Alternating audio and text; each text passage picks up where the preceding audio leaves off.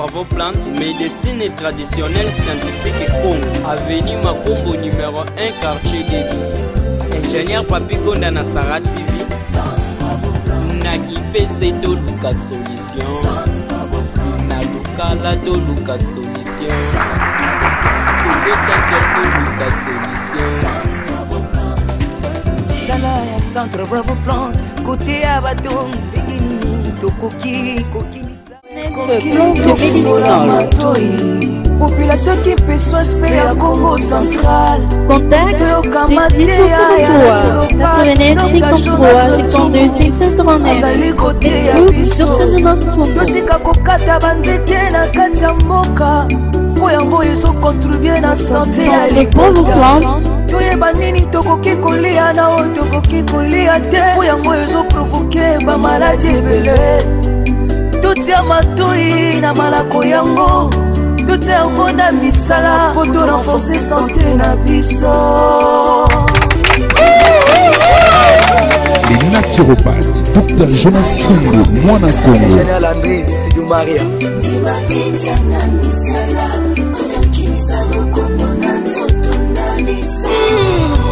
Les naturopathes, Dr Jonas Tsumbo, Mwana Congo. Centre Plante, service organisé, prévention naturelle des maladies, recherche des plantes médicinales, traitement à base des plantes des maladies internes et externes, pédiatrie Congo. Érosion, conséquence à kokata banzete. Banzete ezo contribuer na santé na biso. Totika kokata banzete poto vivre o. Banzete tozo kata ememeli biso bilei. Kaka yango ememeli biso nkisi. Banzete tozo kata ezo memela biso mo pepe. O est indispensable pour la santé ya libota.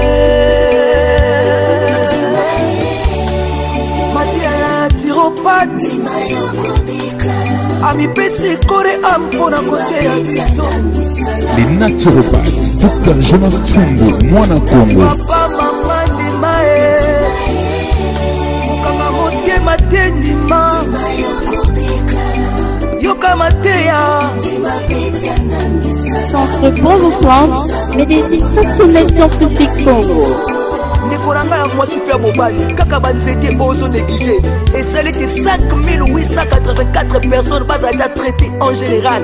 Peut-être 1354 personnes dans 48 maladies à base de 39 plantes médicinales. La délégation à Bapaya. Il y a déjà 5 délégations. Pas malaisiens, pas indiens, pas français, pas canadiens. Et beaucoup aussi va botaminer dans Centre Bravo Plante. Déjà 211 au Solala. Il y a qu'un Centre Bravo Plante. Oyo kamate ya pe ozo bakisi oyo kosunga yo kokora kokora. Centre Bravo Plante, service organisé, prévention naturelle des maladies, recherche des plantes médicinales. Voilà, bakata wa maman juste zalaki kaka moi pesa to zalaki na kolo awa. Yebi campagne to zanango batu batsa okata banzete pe batu malona banzete. Saja musala ya munene ya kusensibiliser yebi na télévision na ba radio na bino pour na déjà mantulo baka.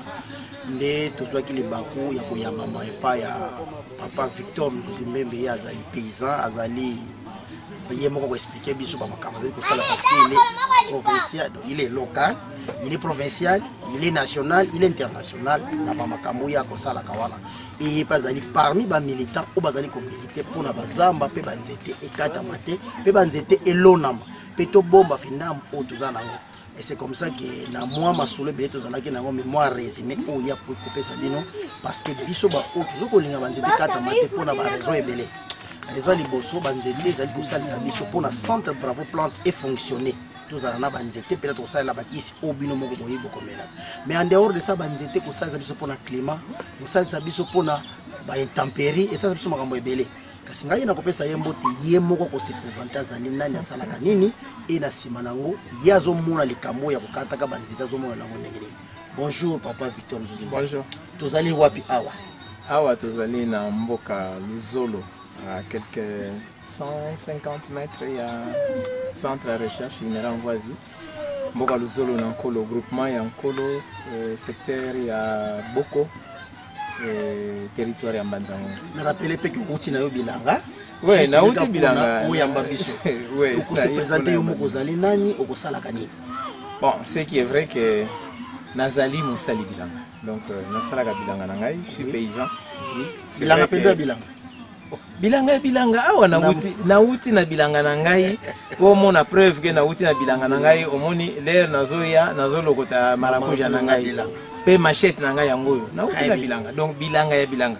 Bon, ce qui est vrai que ceux qui n'ont pas naza mosali bilanga, souvent bato balobaka mais oh mosali bilanga ndenge nini lobi économie, lobby l'environnement, lobby la pêche, lobby la développement. Je veux simplement dire que mosali bilanga azali mutu oyo il faut azala na mutu. Pe bandaka la mosali bilanga azalaka na mutu.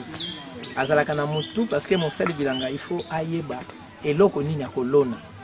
Mosali bilanga il faut ayeba mbula ekobeta tango nini ndenge nini ekobetela.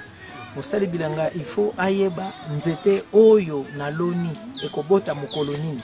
Mosali bilanga il faut ayeba économie parce que il faut ayeba te biloko oyo na loni tango na koteka yango est-ce que na kozwa mbongo. Mosali bilanga il faut azala mutu oyo akoyeba politique pe droit ya koloba pa ya l'état te ngai na loni biloko na ngai faut nazala na soutien. Na loni biloko na ngai il faut nzela ezala malamu. Donc voilà genre mosali bilanga o nga nazali. To bilanga mosali bilanga moderne, extra moderne, non, modéré, bon, spécial. En fait on n'est pas spécial. Ça spécialité. On est c'est mosali bilanga ordinaire. Seulement oui, seulement la différence est que ngai nalobaka toujours que nazali mosali bilanga oyo azana orgueil na mosala na ye. Orgueil c'est-à-dire ya ko défendre mosala na ye ya bilanga. Donc voilà un peu. Alors pour la défendre yango batu musuba lobaka ke mais on le voit en droit. Oui mais le droit il faut mosali bilanga ayeba droit parce que dans la plupart des cas basali bilanga bazali batu oyo ba droit na bango souvent ezali violé. Ma droit na bango ezali violé. Donc voilà un peu pourquoi nous disons dans ça mosali bilanga. Par rapport à l'environnement, vous avez beaucoup de connaissances. Je peux vous rappeler que vous avez une conférence dans le ministère de l'Environnement. Est-ce que nous avons par rapport à conséquences? Oui, les conséquences, les conséquences, vous allez vivre les lois. Tout le changement climatique. Tokolobelana changement climatique parce que le changement climatique bambula wana nzambe mutapesa kasuki ndenge yozoloba mais tala sikoyo na changement climatique pardon na conséquence au-delà du changement climatique les loyo mbinzo o eza période mbinzo oui mais pour li mbinzo eza problème faut utaka équateur il faut uta équateur so chance tozalaka na mfumbwa awa mfumbwa lelo ebungi utika bandundu kaka euti bandu banzete lokola oyo tozomona eza banzete oyo ekosalisa biso oyo soki libumu na yo ezoswa ole yango ekosalisa yo ozana ba amibe soki osangisi yango na manga ekosalisa yo. Donc l'arbre a un rôle plus que primordial. Et ce qui est aussi changement climatique, je prends toujours l'exemple de Yambankana, na plateau de Bateke à Mampou. Mampou, on a planté 8000 hectares, malheureusement, il y a cassé. Je dis malheureusement, on en parlera prochainement. Oui. Mais le climat est presque stable. Moula est bêta régulièrement. Parce que nous avons 8000 hectares balona banzete. Donc, nzete eza eloko moko munene. Kisi mobimba, eza na nzete. Lelo tozolo bela coronavirus. Mais coronavirus, eza na kisite. Virus eza na kisite. Ba traita kande ba effet na ba symptômes. Na ba symptômes. Mais tokozango na nzete. Tango ozali ole oyo, ba antioxydant eza mingi. Tango le manga, immunitaire et renforcer le système immunitaire. Donc nzete eza na rôle moko primordial et c'est regrettable que les loyo ba forêt na biso disparaître. Je viens du ministère de l'Environnement, les 17, les 18, on était là pour voir quelle est l'appréciation de la communauté, comment la communauté apprécie les agents du ministère de l'Environnement. Comment ils les apprécient par rapport à la déontologie, par rapport à l'éthique. Mais j'ai dit carrément, on a détruit toutes les forêts dans notre pays, surtout dans les milieux où il n'y avait pas assez de forêts. On n'a pas reboisé, au vu et au su des agents du ministère de l'Environnement. Et il y a un fonds de reboisement. Et pourquoi on n'a pas reboisé? Peut-être les fonds étaient dissimulés dans les rubriques. Mais justement, ça c'est l'immoralité. Ça c'est le manque d'éthique, c'est le manque de déontologie. Donc l'arbre a une importance plus que vraiment particulière. Vous voyez ici, c'est ma petite parcelle. Vous verrez partout où j'habite. Partout où j'habite, c'est symbolisé par la forêt. Vous pouvez voir ici. Et je vais même au-delà. Si vous descendez là-bas, c'est un ravin. C'est un ravin, mais j'ai dit ces ravins doivent avoir la valeur avec les arbres. Et les arbres sont là, dans ces ravins-là, à l'entrée de l'INERA. J'ai une autre petite cabane à quelques 50 mètres ici. Si vous regardez là, vous verrez. C'est vraiment presque un bosquet. Vous voyez? Si vous arrivez à Kunda, moi je ne suis pas les Sisabidimbu, les Bidimbu diaboliques. Hein? Moi je suis les Sisabidimbu, véritable nature. Donc partout où je suis passé, l'arbre garde sa valeur. Et quand je vous vois comme ça, quand je vous vois, je dis, il y a un grand travail qu'on doit faire. Quelles sont les valeurs qu'il y a encore dans ces arbres ici? Qui connaît ces valeurs-là? Ces gens-là, on doit les connaître. Sinon, ils vont mourir et nous allons perdre ces connaissances-là. Mais ces gens-là, faites attention, ils n'ont pas confiance à vous qui parlez français. Hein? Oui. Parce que si vous prenez les actifs qu'il y a dans ces feuilles ici, dans ces plantes, ils se disent, vous serez rémunérés et ils ne seront pas rémunérés. Et donc, comment rétablir la confiance avec ces gens-là, entre eux, qui connaissent naturellement, traditionnellement ces valeurs, et nous qui parlons français. Et vous qui allez exploiter les arbres-là, d'une manière scientifique. Donc nous devons connaître ces gens-là, on doit les identifier, il faut qu'on sache quelles sont les connaissances qu'on a. Les forêts qu'on a encore, qui nous restent encore, il faut protéger la forêt. Même s'il reste 5 quarts de forêt dans un village, que ces forêts-là soient classées, tout bomba yango. Tout bomba yango.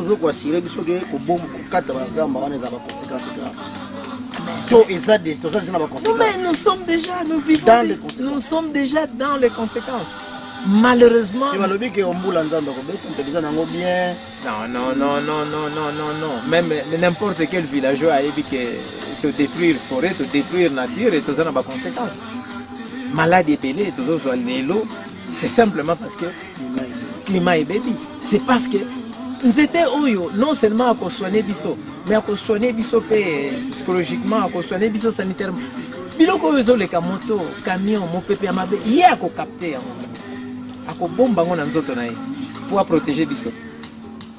Donc moi je crois que il y a un grand travail à faire. Merci beaucoup mon papa Victor Kimembe, je rappelle que vous êtes paysan et aux acteurs de développement. Je sais que c'est Matadi, Boma, Mwanda Bakolanayo, peut-être sur internet. Prochainement, on va encore en parler vraiment en profondeur. Et c'est la dernière fois. Ça va, la pression anti-oxydant. Merci beaucoup. Prochainement, vraiment. Merci. C'est important. Merci. Et restez-vous bien. Bonne année 2021. Merci à vous autant et à tous vos téléspectateurs, auditeurs aussi. Bonne année. Merci beaucoup. Merci. Centre Bravo Plante, médecine traditionnelle scientifique Congo. Cabinet du naturopathe, Dr Jonas Otsumbu, par le biais du centre Bravo Plante, a élu pour sensibiliser la population qui fesoise vers Congo Central, Mobimba, pour améliorer la santé de scientifique Congo. Et tout utiliser par épices naturelles. Adresse Avenue Macombo numéro 1, quartier public, rue Pessot, 33 maladies et nous prévenons 48 maladies à base de...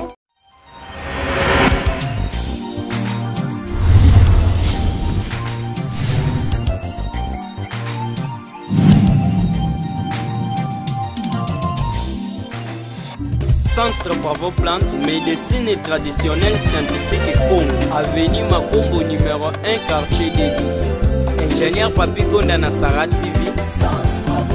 Naki PC to Luka Solution. Na Luka la to Luka Solution. Congo Centre to Luka Solution.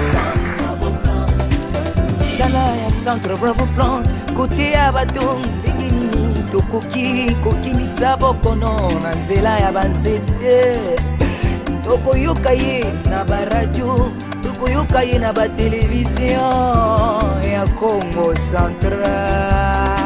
Dete Valérie Michel.